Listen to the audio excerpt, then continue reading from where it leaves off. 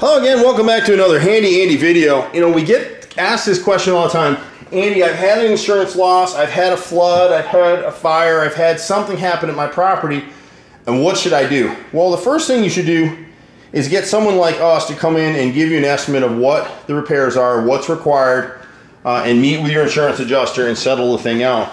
Most insurance adjusters these days, they just want to settle the claim as quickly as possible, give you a check and close the file. And they want to do that before you really had a chance to ascertain what all your damages are. I've been in the industry a long time. I'm a lawyer by training. I've messed with these things for many years now. Some of the companies are really fair. I won't mention any names here, but you can call us and ask us who your adjusters are and what insurance company you have. And some of them are god-awful. And again, I don't feel like getting sued this week, so I won't put those names online. But what we're looking at in this situation is a pretty typical insurance loss. They had a supply line under the sink, which is a good opportunity to give you a tutorial on why it's so important to change all your supply lines to braided mesh. This particular property had chrome plated supply lines, and unfortunately there's a lot of chemicals in the water that we drink. And so you can see right here, this is the chrome plated line here. I don't know where the old one is now, but it fell apart on this side, and what we replaced it with is a braided mesh. See how it curves like that? So this line was leaking. It collapsed the inside of this cabinet. You can see the mold growing in the cabinet, and that's taken a couple weeks for it to get like that. This property was listed for sale, and so it wasn't occupied, and no one saw the damages until the ceiling downstairs in the basement was collapsing through. So what's happened is, and this is where you can go with this stuff, under most insurance policies, the requirement is to put you back in the condition you were in before the loss, which here would be replacing this whole cabinet, which is I think an 84-inch cabinet. Not a cheap proposition. You would reuse the sinks and the faucets, but just labor charges on that stuff. But then the other issue that comes up is this Glulam floor. This is a plastic laminated engineered floor. It's called Glulam, and it's a cheap, you know, click kind of flooring. But you can see what's happened here a little bit. See the raised? The joints are all bucked and raised. This is cardboard with a plastic laminate on top. It looks good, it's great for rentals until it gets wet. Once it gets wet, it buckles up. So most insurance companies would cover, and this is where we'll walk through, they would cover replacement of the whole floor, which is through here, down the hallway, and in the master. And everyone's gonna say, well, why would you do that? Well, the reasoning is they have to put you back in the condition you were in before the loss. I won't be able to find a Glulam floor that matches this floor exactly. So you're looking at hall bathroom, hallway, and master bedroom replacing all this flooring. So when you're looking at the claim, you'd be taking up that quarter round molding here, you'd be reinstalling it, you'd be priming and painting the base and the quarter round, you'd be replacing this cabinet, and they would take you to right here. Now here it's the same flooring out here in the den, the living room, but because we have a transition piece, it breaks it off here.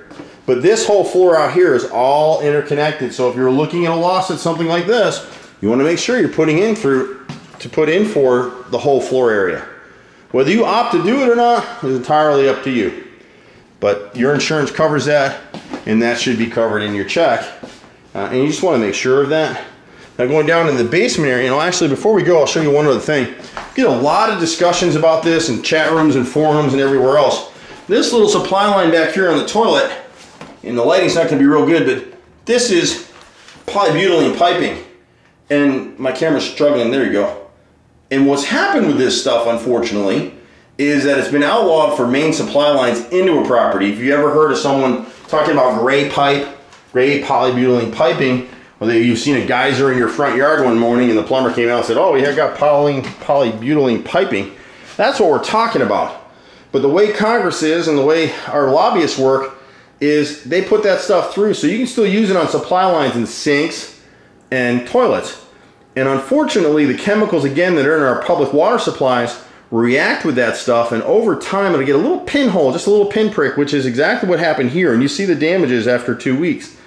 Same thing on these toilets, same thing on sinks. You want to go through your house, and same thing, there's some for water, for fridges as well. You want braided mesh supply lines. Have Handy Andy or, you know, a local contractor, wherever we are in the country. We get a lot of national people that call us and contact us asking for help. I flipped a lot of houses in Atlanta.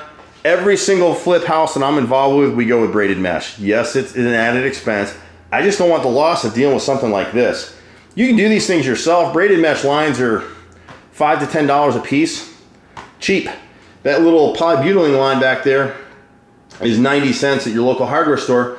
And the problem is that's the kind of stuff that's showing up even in $1 million homes, because when people come through and they look at the oohs and the ahs of a new house, they're not looking at what kind of supply line do you have. It's a great idea to watch like Homes on Homes and some of the HGTV stuff. You can get a great education, but we get this question about insurance stuff all the time. And again, if you have a loss in Atlanta, I may not be able to help you with it, but I can at least try to point you in the right direction. You got to bear with me though. I stay really busy. I'm hard to get on the phones. Down here, we've already pulled out some of the equipment.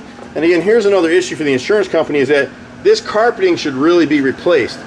This particular project, the customer is considering selling the property, so she may be better served to go ahead and hold on to the insurance money for now. This house may get rented again. We're going to try and deodorize this carpet. We've been drying it out for 4 or 5 days now. We've pulled some of the equipment because we were blowing breakers, but we're going to have to bring another fan back in here. So we've raised up your carpet, and we've got some air movers. We've got a couple air movers under there. We've got a dehumidifier back in the corner over there to just dry this thing up. Then we'll change out the pad, treat it with Microban.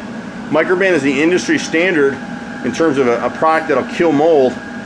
The leak came through here in the ceiling. This is a stippled ceiling, and it won't match. No matter what we do, we won't match it.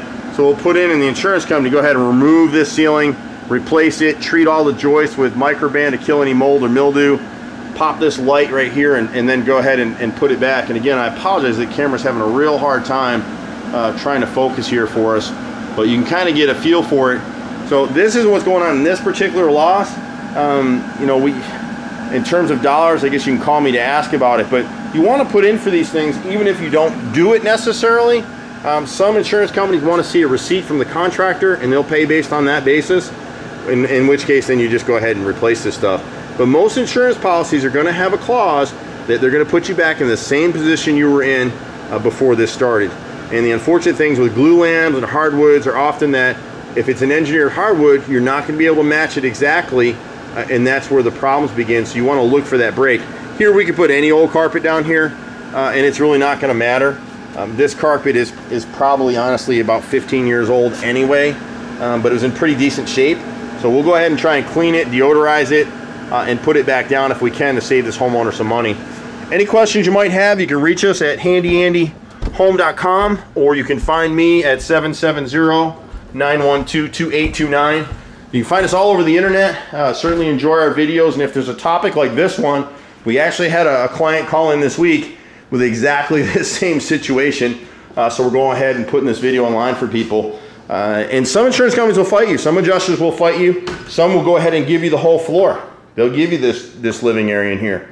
Most will cut you at the door right here and carry it out that way. So again, if we can help, give us a call, 770-912-2829. I'm Andy with Handy Andy, and we'll see you at the next Handy Andy Home. Take care. Bye-bye.